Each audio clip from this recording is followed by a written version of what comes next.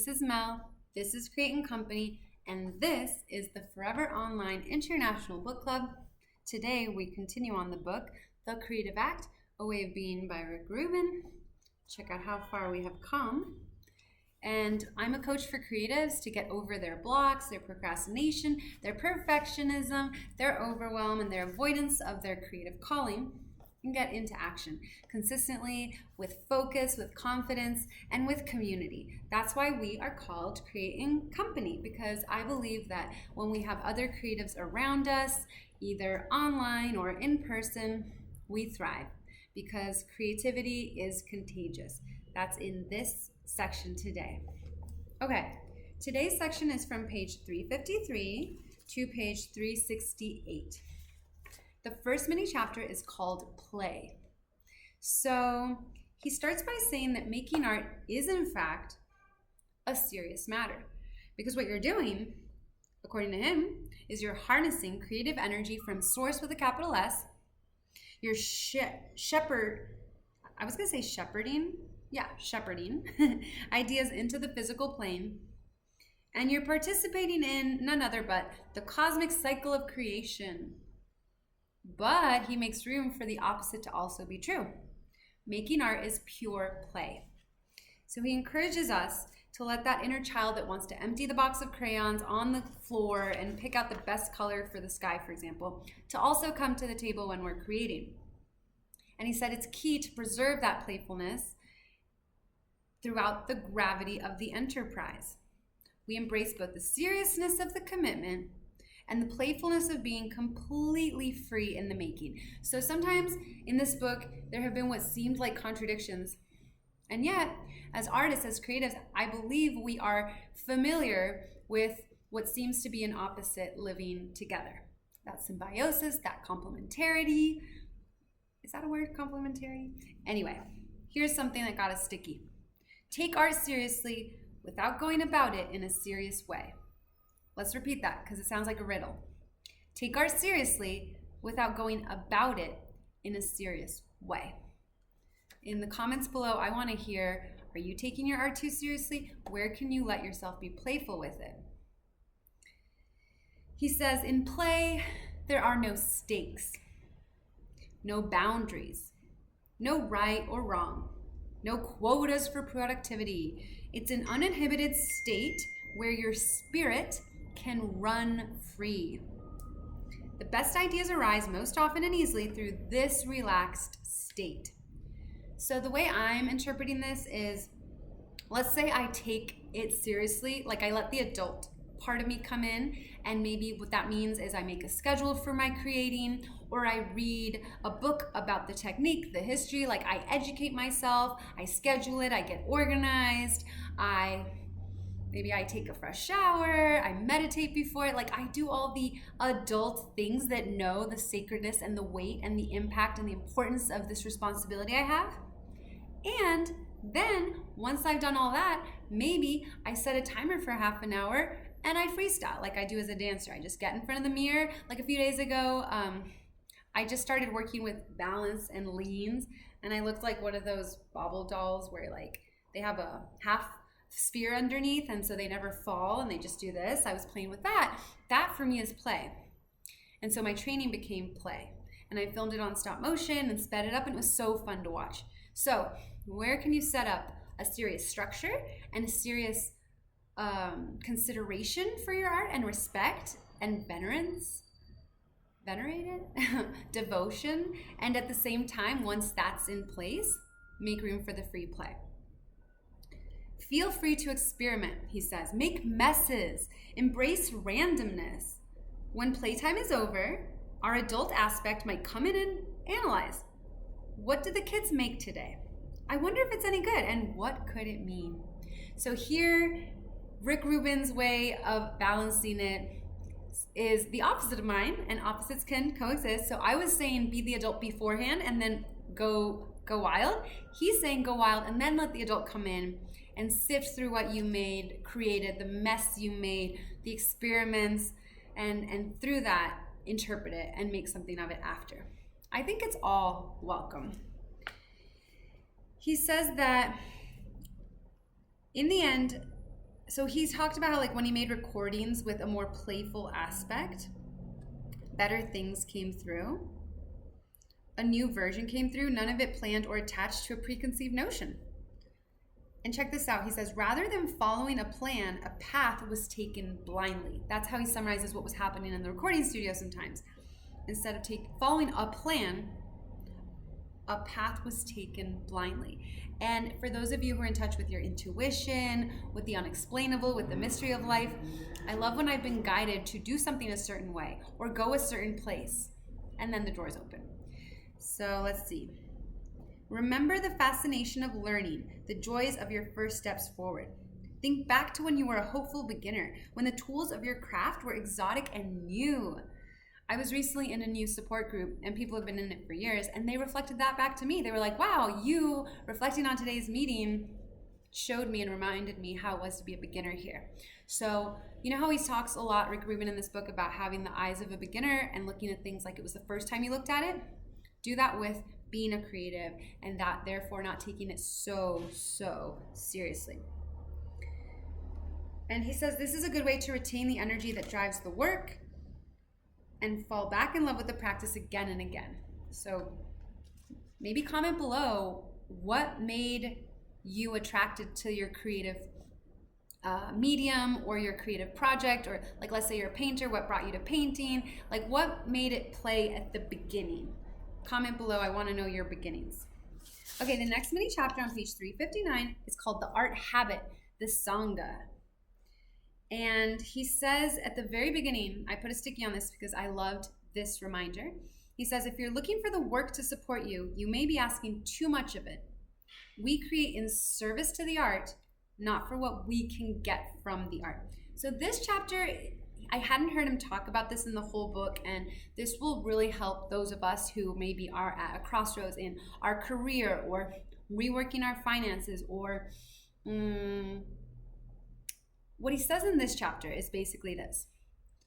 If you are wanting your art to make you enough money to survive, that's not the way to go about it. He says in that case, get a job that won't take too much of your mental energy and just get something that will pay the bills, and then make sure you can have more of that independence and freedom and respect for your art on the side. And then secondly, he says you could also find a job in the area of your art passion, but not directly from the art. So for example, let's say you're a writer like me. You might not wait for your book to bring you all your money yet. You might instead work at a bookstore, at the library. You might be like an editor for someone else's book. You might do what, you might write blogs. You might write for the local newspaper. You might even menus for a local restaurant. I mean, that one seems pretty straightforward. But either way, you can get your hands into the work that's close to what you do and still leave your work off the hook, as they say, for making all the money in your life. He says, consider another way to make a living. Success is harder to come by when your life depends on it. So that's another reason he says to take the pressure off, because if your life depends on the success of that work, it won't be as possible, even because there's so much stress around it carrying all the weight. It's okay to have a job that supports your art habit. Doing both is a better way of keeping the work pure. At the end, he says, you can also pursue an unrelated career that provides security while keeping art as a hobby that's the most important thing in your life. All paths are of equal merit. I like this part because sometimes we put on a pedestal the artist who can make a full living or pay all their bills with their art, and I love that that's not what he says here, and that all paths are of equal merit. He ends this mini chapter on page 361 talking about the art community, and that's definitely what I do with the creative accountability groups that I lead. There's one open right now if you happen to see this at the time. It's called Flowductivity. It's a 2-month intensive. So I totally relate to what he's saying here. I'm going to read you a lot of it because I related. He says, whatever you choose, it's helpful to have fellow travelers around you. They don't have to be like you, just like-minded in some way. Creativity is contagious. When we spend time with other artistic people, we absorb and exchange a way of thinking, a way of looking at the world. This group can be called a Sangha, For all you meditators, have you heard that term before? It's a circle of people who are meditating and devoted to their spiritual path.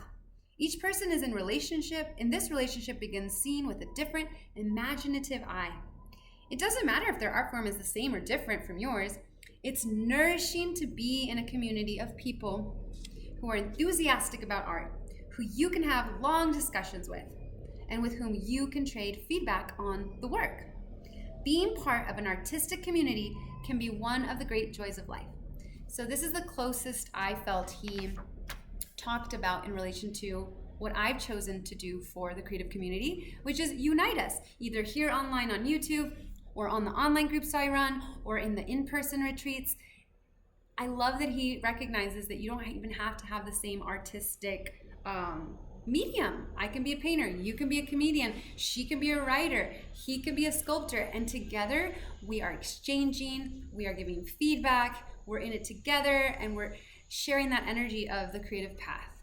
So if you're interested about that, you can email me at createandcompany@gmail.com or look at the Dropbox below in case any of that is updated, and you can find out how to join the creative community that I like to lead. Okay, the next mini chapter is on page 363, The Prism of Self. So this felt like a poem in and of itself. I recommend you go and read it for yourself.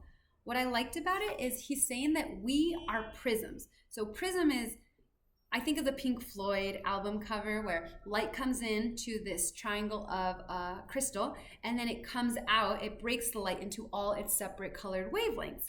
And he's saying here, as I understood it, that in any point in time, we are reflecting out of ourselves in a different way depending on our mood that day, even like what we ate or who's around us or the temperature of the day. Like, you know how he likes to talk about the subjectiveness of the context. And so he says that to define yourself is not so simple. Like if you were to want to put this giant stamp on yourself and say, I'm always going to express this way, and I'm always going to be known as this person and this kind of creative, he says that's not the point, and that it may even be impossible. We inhabit many different versions of a changing self. We inhabit many different versions of a changing self. I'm thinking to talk about the rotation of the moon. The moon, depending on the Earth's rotation and around them, or the moon around the sun, and I mean the moon around the Earth and us around the sun. Either way, we see different facets of the same moon. And so that's, besides the prism, that could be another metaphor. It really depends on the angle we're looking at it and what, it reflects the light of the sun. So anyway, here he's giving you this freedom to not be so determined about defining yourself. He says our moods, our energy level, the stories we tell ourselves, our prior experiences, how hungry or tired we are. Remember I was talking about hungry and what you ate. All these variants, they create a new way of being in each moment. Absolutely. By the way, I didn't give you a creative prompt for the last mini chapter, I don't think. I would like you to tell me if your creativity is your day job, and if it's not, what it is that you do as work that complements it, or any of your thoughts about making money off your art. I would love to hear it, and questions you have below. And then if you have a creative community or not, tell me who your creative community is, or your Sangha, as he mentions. Okay, fast forward back to where we were, the prism of self. So here he says, in a prism, a single beam of light enters and is broken into an array of colors, as I said before. The self, too, is a prism. Neutral events enter and are transformed into a spectrum of feelings, thoughts, and sensations.